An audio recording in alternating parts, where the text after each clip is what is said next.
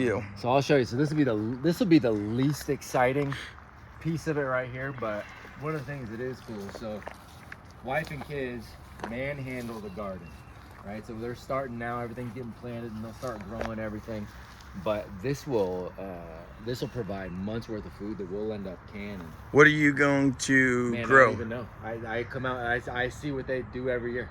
So it's cucumbers and radishes and tomatoes, and I mean they're freaking squash. I mean they handle all of it, but it gives us months worth of food. So we end up pickling a whole bunch of stuff, end up canning a whole bunch of stuff. In the back here, one of the coolest pieces is in the very back. There's this little solar panel there. And there's a solar panel that charges the electric fence for 16 acres of the Holy. So there's 16 acres of this that has got the fence up there, so that keeps all the animals in. And so everything is solar, man. So the animals can roam. So the animals can roam. We got the fences set up. Everything's solar. We can go completely off grid and run everything solar if we need to, that was part of the allure. Because everything we're doing is towards sovereignty, right? Self-sufficiency. 100%. And there's no downside, right? If the world continues to get, everything's good and everything goes up, great, man, awesome. We're still self-sufficient. If something goes squirrely, we're self-sufficient. You know, I was telling you, we have a 2,000-gallon propane tank buried over here to, you know, they can flow to the generator if we need it. Electric fence, everything's solar, everything can be run solar in there. We got another solar hut on the other side of the farm where we can convert the entire house. What kind of trees are these, man? Those are some early willow trees right there, and I'm not going to let them get much bigger. We actually use that to feed our goats and to feed our rabbits. Nice. Yep. So nobody would even know the road I took up here. You just drive by. You don't even know it's there, man. You don't even know. That's awesome. You have no idea. You have no idea. Very cool. Yeah, it's extraordinarily hidden and kind of off the beaten path. So we get everything fenced around here. We got a cabin over here that we're under contract with too. So we're going to do live events there for a while, because it's set up as like an Airbnb, but it's got a great big. What kind of what live events would you do? So we'll do a couple different things, man. We're gonna do Apogee related live events. Yep. So full family coming out, talking about all the things we do in Apogee from an educational experience. Because you have Apogee. I think most people know about the Apogee for the students, the younger generation. Yeah. I'm in a group called The Pit, and I was telling you, one of the guys in my neighboring town, he's in your, is it called Apogee Fatherhood? Yeah, he's in the men's program. He's in the men's program, and he loves it. And I mean, he just spoke about the accountability, the relationship, the building with other men. That's to inspire you to be better as a man. And a roadmap of how to get better, right? So we talk about all these different pillars. We talk about the personal psychology, to the time and energy management, to intentionality on the relationships with our wives, with our kids, to the legacy piece, to the financial piece, to the sales, marketing, community leadership, all of those things. And what's cool, man, is this roadmap, it wasn't just, you know, Tim Kennedy and I going, oh, this would be cool to put this together. I mean, there was some of that. Yeah. But we went to the best of the best. We went to Todd Herman, right? Sports psychologist. I know Todd, right? Yep. So we went to Todd. We went to Jordan Peterson. We went to Andrew Schultz. We said, okay, cool, man. How do we put together this personal psychology piece? And then we go to James Clear, and we're like, what about this time and energy management? Like, what does that look like, right? And so we went to the best of the best of the best to help us put this roadmap together. And then every week, we also bring the best of experts. We bring in experts, and then sometimes we just bring in really good. So like this week's guest was Sean Patrick Flannery, right, the actor from Reservoir Dogs, and just a great freaking dude. Also Brazilian Jiu-Jitsu black belt. Oh, impressive. Right, and so he came in and talked to our men. So every week. What's to me, the piece that I love, like in the group that I'm in, is two things: networking and accountability. So I'm assuming that the men love that. I think we've just look, you and I got connected through social. We've had a lot of deep conversations about family, fatherhood, being husband, education all the time. You know, it breaks my heart when I talk to you about schools. But to have those conversations every week is powerful. I don't think a lot of men have that. That's why I started a men's group at my gym, and they love it. Because I feel like men stop. Like you get married, you have kids, and then you're like, everything is work, provide for the family, and then men can lose themselves because you're so focused on helping others, you lose making yourself better, which ultimately makes you a better husband, better father, better fill in the blank, entrepreneur, business owner, teammate. Brother, that's what education is, right? It's this continuous state of growth. That's why I think about how exciting life is when you're a young kid, right? Yes. You and I, we can think back. We grew up around the same time. You think back to those younger years, man. You get up every day, and there's the old, we talk about the whole, like, we were outside until the street lights came on and all this. Yeah, we were, but also, dude, we were excited to do that. There was a lot of exploration. There's a lot of FIO, figure it out. And brother, that is what we're designed for. Yes. That doesn't go away because we're in our 40s. Right. Like, that's still a factory setting for us. So that's getting back to that, is going, cool, man, what's next? What do we want to build? What do we want to create? How do I measure? There's a tribal aspect. Like, how do we measure up on stuff, right? Like, how do we measure up on this with each other? And not in a bad way. It doesn't have to be it can be a fun, competitive way. No doubt. But also, like, how do we measure up in the tribe? How do I help Zach? How does Zach help me? Because there's things that Zach will crush me in. There's things I'll crush him in. Cool. How do we help each other? That is the power of the network. That's the power of the tribe. That's it, brother. And which is missing. Dude, it's missing. It's missing. Yep. I saw, like, I think I probably saw it on Instagram, and it showed like it had like a person in the middle, and then it had all the quote unquote distractions, which was like every social media app, porn, scrolling, just everything that can legit waste away not just time but days and years from your life. And it's like infects the younger gen. Brother, it's designed to do that, right? It is. So literally from a physiological perspective, right? We got dopamine flowing through. We have dopamine. We're dopamine creating machines. So the way you and I, the way men would get dopamine is you'd have to do something. We'd have to play sports. We'd have to go work out. We'd have to go talk to the girl.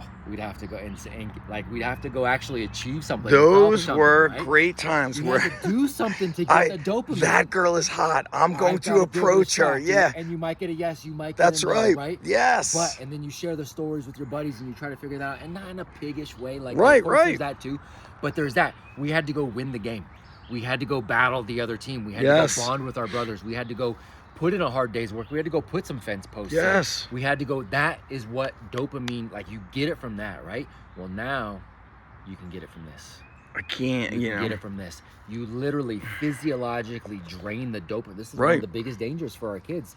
They can drain that dopamine through screens, through video games, and physiologically, they are literally clinically depressing that dopamine. It is depression. It has to fill back up. So then when they churn from that hours of video games, they don't want to go do something. I never even defined depression as depressing. It's depressing their physiological dopamine production. It's literally doing even Naval, who I think was one of the co-founders of Twitter, he said he goes, it's designed to make you think you're winning. You're kind of like playing this game, but you win nothing in the end. That's right. He's like, it's just designed to just keep you busy. That's it. So think about the habits that are built for that, man. So it breaks my heart. So I don't villainize video games. I don't villainize parents who let their kids play video games. That's not it, man. Right. But be intentional, because if you let your kids do that 6, 7, 8 hours of the day, you're letting them drain that. You're letting them get into the habit of feeling like they're achieving something. That God-given, like, I want to do something, create something, win something, conquer something. Yeah. They're getting that checked off in a virtual environment. The real world now looks less enticing. It looks more difficult. Yeah. Right? I don't want to do that. And so I'm more apt to go, okay, well, how do I just go get that feeling again in an easier private setting, right? If there's not a connection to that, and like on the female side and porn, man, there's a lot. I think they said like younger men are like, by the time they are no longer having like an experience with their first partner, they're older because they're busy watching porn. Yep. One thing I pick up on is, high school kids are going to the prom alone because boys don't know how to talk to the girls. So girls are, So boys are like, I'm not going, it's dumb. And girls can't find dates. Yep. I mean, it's not some extreme thing, but I've picked up on it, Yep. that it's, you know, definitely an issue. It goes back to what you were saying. You had to approach the girl. You had to go for the ask. You did. And and you know what? Like, you're right. It doesn't always work. That's very much like life. Things don't always work, but resiliency allows you to rebound and kind of like erase that and move on. So you had to earn it. You got to earn it in public sometimes. Earn it in public. Right? Yeah. That's the beauty of sports too. No doubt. Earn it in public. There's pressure in public. People's, oh, well, the social aspect they get of playing video games. Kinda. Not quite the same though. There's no way it's the same. Right? It's not the same. There's no way. Yeah. We can, people can certainly argue points about it, but there's no way. For sure. This, just being here though, Matt, like, it reminds me, like, my buddy Joe, his place in Vermont. Yeah.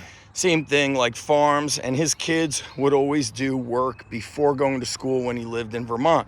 So it's like, get your hands dirty. There's actually been, you know, when people say research, I'm always like, I don't always have to look at research. I just need to feel it and experience it myself. That's the answer I need to know.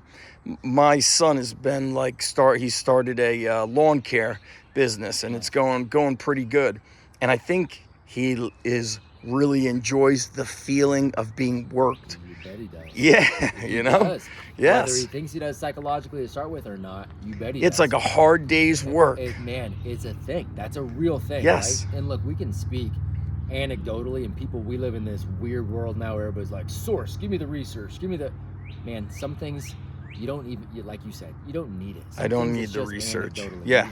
And I'll tell you what, anecdotally, I work with thousands of young people.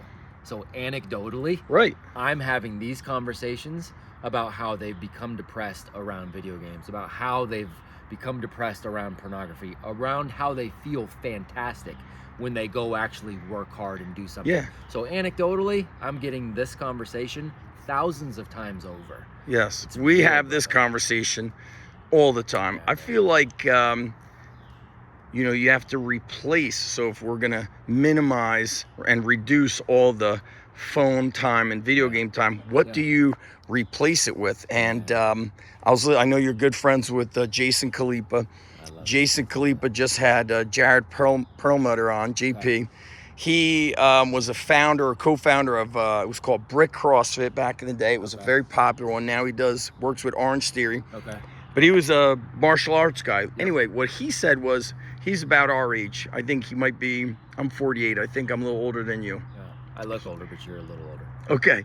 He is maybe older than me. So he's a little older than us. He might be 49. But long story short, he said, in the 80s when you and I grew up, and I know you trained, what was the place, Ken Shamrock's place? Yeah, Ken's and Frank's, man, yeah. Ken and Frank what was the place called? Lions Den? So with the Lions Den, and then Shamrock, Ken Shamrock, or Frank's was just Frank's group. Yep. Frank's So group.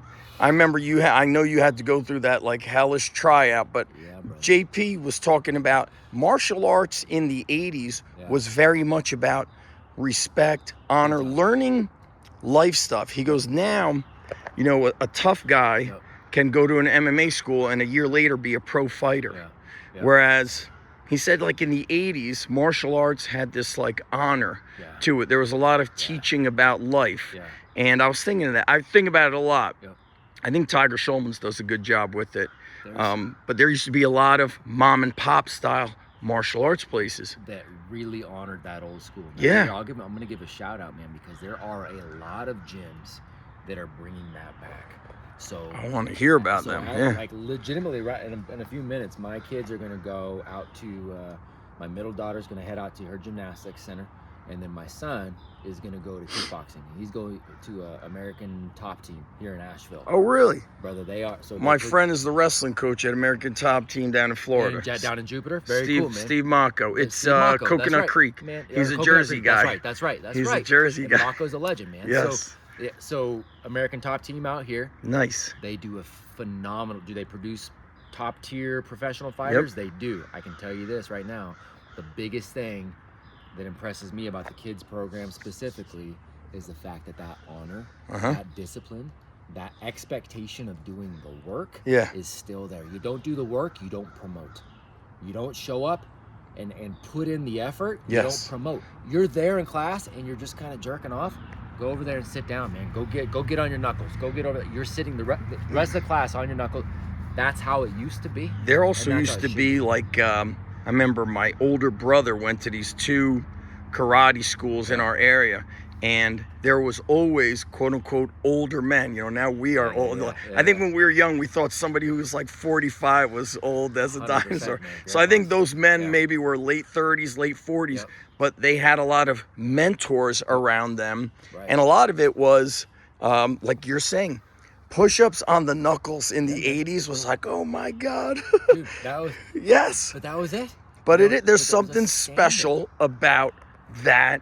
Bingo. And Bingo. And you know what it did, man, is it made those, and that's what I like about this, is what we're doing on our campuses, is you transform these areas of growth into somewhat of like a sacred space. Right? You go into the dojo. I love that. American Top Team is the same. You get to the dojo, you get in there, you say hi to everybody, and before you step on the mats,